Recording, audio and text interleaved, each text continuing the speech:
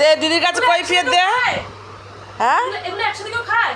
এই দিদি চুপ কর, দে আগে আমাকে। এগুলো একসাথে কেউ খায় আগে বল। হ্যাঁ আগে বল এগুলো কেন একসাথে খায়? তুই বুঝবি আর ভোলু বুঝবে, যাই যাও দিদি কিনে আনে আর তুমি খাও, ঠিক আছে? এবার তোমরা দুজনে বোঝাপড়া করো। সব শেষ করে দিয়েছে খেয়ে খেয়ে। ও কি নিজে হাতে নিয়ে খেতে পারে? আমরা দিই বলে তাই খায়। তুমি ওকে দিয়ে দিয়ে সব শেষ করে দিয়েছো। শেষ তো হবে, খেলে সে সবাই যে আসছে। ও বাবা ওর জন্য তোমার লাগবে। খাচ্ছে দেখো, ওর খাওয়ানে কথা, তোমরা যা পারে করো।